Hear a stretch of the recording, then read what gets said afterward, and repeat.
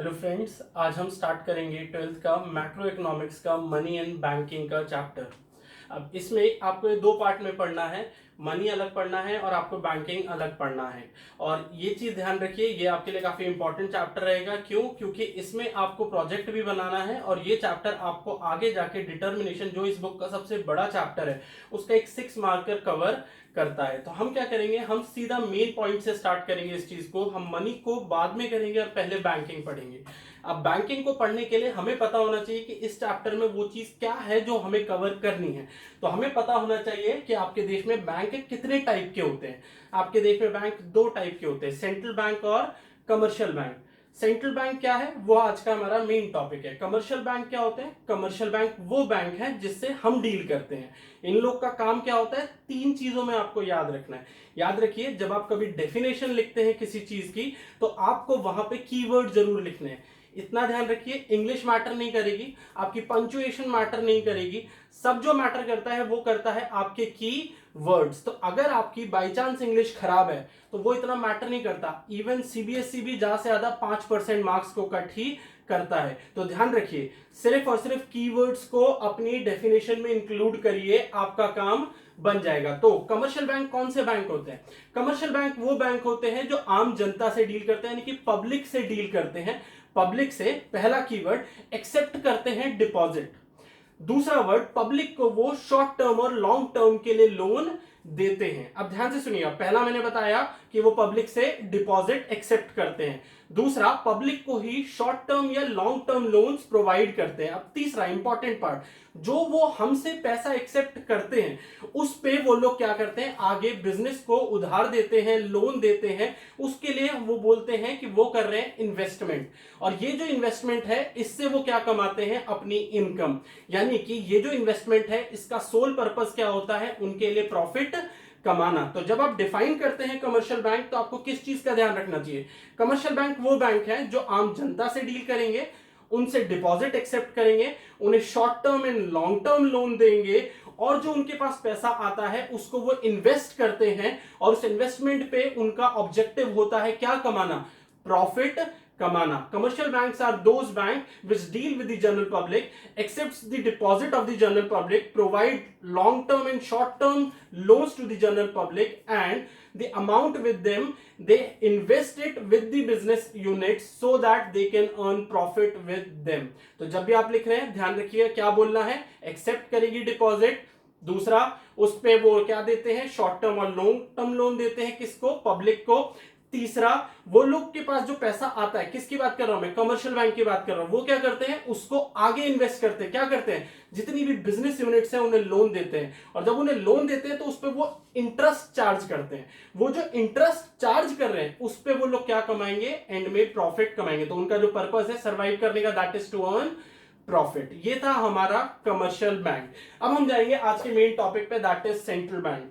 अब ध्यान रखिएगा, जितने भी टॉपिक्स लिखे हैं इसमें से आपको क्वेश्चन मिलेगा ही मिलेगा। अगर मेरे को जल्दी में किसी को बताना हो तो मेरे को पता है कि पेपर में सबसे ज्यादा जो वेटेज रहती है करेंसी अथॉरिटी की रहती है, उसके बाद क्लियरिंग हाउस फंक्शन की रहती है, लेंडर्स ऑफ लास्ट रिसोर्ट की रहती है। आपका जो लास्ट पार्ट है क्रेडिट कंट्रोलर, वो मनी बैंकिंग में ना देकर वो आपको वो देते हैं determination of income and employment में। ध्यान रखिएगा, वो सबसे मुश्किल चैप्टर है, उसको जितना पार्ट आप यहां कर लेंगे आपको उतना ही आगे जाके वो चैप्टर आपका छोटा हो जाएगा। तो अब स्टार्ट करते हैं हम लोग सेंट्रल बैंक और उसके फंक्शन से। तो अब मैंने आपको थोड़ी देर पहले बताया कमर्शियल बैंक, तो अब मैं डिफाइन करूंगा कि सेंट्रल बैंक क्या होता है। अगेन इंग्लिश पे ध्यान नहीं देना, आपको ध्यान देना है किस चीज पे, कीवर्ड्स क्या हैं। तो ध्यान से सुनिएगा, सेंट्रल बैंक क्या है। सेंट्रल बैंक क्या होता है, ये हमारा एपेक्स इंस्टीट्यूशन है। एपेक्स यानी कि सबसे ऊपर है हायरार्की में, यानी कि अगर आप लैडर देखेंगे कौन सा बैंक सबसे ऊपर आता है तो ये है आपका सेंट्रल बैंक। अब सेंट्रल बैंक है क्या, तो हमारे लिए तो ये रिजर्व बैंक ऑफ इंडिया है। हर देश में इसका नाम अलग अलग होता है। अगर मैं आपको शॉर्ट में एक वर्ड में समझाऊं तो सारे जो आपके कमर्शियल बैंक है वो बच्चे हैं और उनके जो पिताजी हैं वो कौन बन जाते हैं, आपके सेंट्रल बैंक। तो देश में कितने सेंट्रल बैंक होते हैं, सिर्फ और सिर्फ एक सेंट्रल बैंक होता है। कितने कमर्शियल बैंक होते हैं, एक से ज्यादा हो सकते हैं। अगर आपको सबसे कम मालूम करने हैं तो वो वेटिकन सिटी में आपको दिखाई देंगे, हैंडफुल भी नहीं है। तो स्टार्ट करते हैं, सेंट्रल बैंक क्या होता है। सेंट्रल बैंक वो एपेक्स इंस्टीट्यूशन है पहला कीवर्ड एपेक्स, जो क्या करता है, एक देश के मॉनिटरी और बैंकिंग सिस्टम को क्या करता है, मॉनिटरी और बैंकिंग सिस्टम को सुपरवाइज करता है, रेगुलेट करता है, कंट्रोल करता है। ध्यान से 3 कीवर्ड, जो चेक कर रहा है आपकी कॉपी वो 3 वर्ड ढूंढ रहा है, क्या, सुपरवाइज, रेगुलेट, कंट्रोल।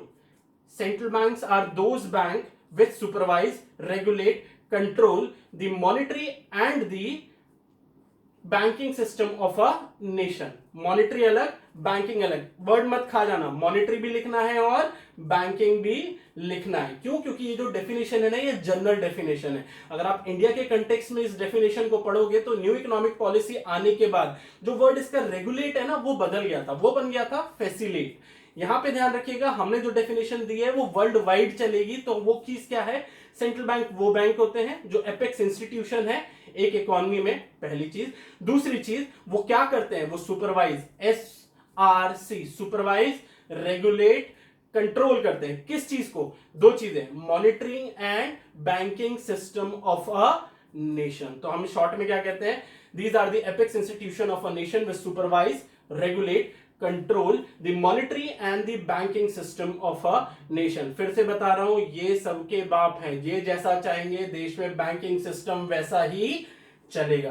तो यहां पे हमें समझना होता है कि इनके फंक्शंस क्या है। पेपर में बहुत बार यही चीज आती है, यही चीजें रिपीट कर करके आती हैं। हम क्या करते हैं, हम चैप्टर को स्टार्टिंग से पढ़ेंगे, मनी से पढ़ना शुरू करेंगे, और मनी से पढ़ने के चक्कर में ना हम अपनी लाइन से खो जाते हैं। इसलिए मैंने थोड़ा जंप करके किस चीज पे आया हूं, सीधा आपके सेंट्रल बैंक। तो पहला फंक्शन आता है इसका करेंसी अथॉरिटी, दूसरा बैंकर टू गवर्नमेंट, तीसरा बैंकर टू बैंक, और चौथा क्रेडिट कंट्रोलर। 5वां फंक्शन भी है बट वो कभी इतना ज्यादा रेलिवेंट रहा नहीं, फिर भी मैं आपको बताता हूं, that is custodian of foreign exchange. अब इंटरेस्टिंगली ध्यान रखिएगा, देखिए करेंसी अथॉरिटी इसी चैप्टर में रहेगा। बैंकर टू गवर्नमेंट जो है ना, वो आपका गवर्नमेंट बजट में जाके मिल जाता है थोड़ा सा। अगर आप बैंकर टू बैंक बोलेंगे तो वो इसी तक रहेगा। अगर आप आते हैं अगला क्रेडिट कंट्रोलर पे, तो वो determination of income and employment में जाके जुड़ता है। और लास्ट पार्ट जो आप पढ़ोगे कस्टोडियन ऑफ फॉरेन एक्सचेंज, वो आपका BOP से जाके मिलता है। इसका जो मनी वाला पार्ट है वो आपका नेशनल इनकम से जाके मिल जाएगा। यानी कि सारे चैप्टर एक दूसरे से जुड़े हुए हैं, इसलिए हमें उससे स्टार्ट करना है जिसका बेसिक सबसे ज्यादा चैप्टरों को टच करता है। तो हम स्टार्ट करते हैं पहला, दैट इज करेंसी अथॉरिटी। अब करेंसी अथॉरिटी के आगे एक और नाम दे रखा है बैंक ऑफ इशू। मैंने आपको बताया ये क्या है, ये एपेक्स इंस्टीट्यूशन है। तो हमें क्या बताना है कि ये करेंसी अथॉरिटी, मतलब करेंसी अथॉरिटी का मतलब क्या होता है कि सेंट्रल बैंक ही सिर्फ अपनी करेंसी को इशू कर सकता है, कोई भी कमर्शियल बैंक अपनी करेंसी को इशू नहीं कर सकता है। मैं फिर बता रहा हूं, हमें क्या बताना है कि एक सेंट्रल बैंक ही अपनी करेंसी को बना के मार्केट में सर्कुलेट कर सकता है एक इकोनॉमी के अंदर। कोई भी कमर्शियल बैंक अपनी खुद के करेंसी नहीं बना सकते। यानी कि हमारे यहाँ नोट बनाने का काम किसको मिला हुआ है, रिजर्व बैंक ऑफ इंडिया को, उसकी मोनोपोली है, उस मोनोपोली को कोई भी नहीं ले सकता उससे।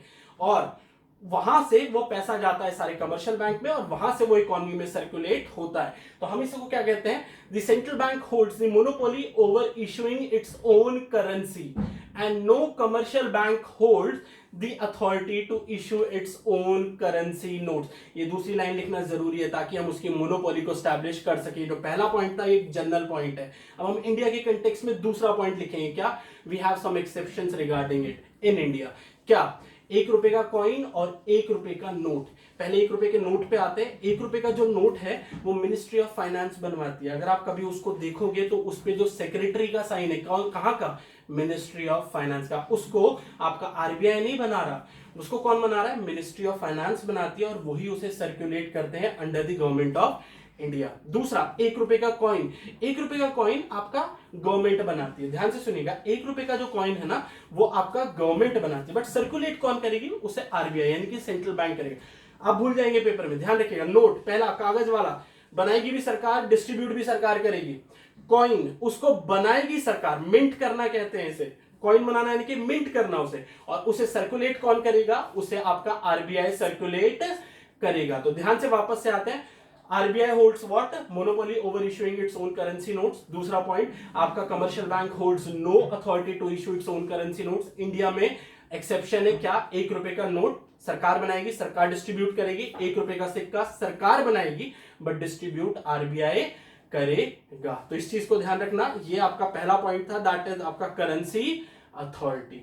याद रखिएगा, ये पेपर में बहुत बार आता है।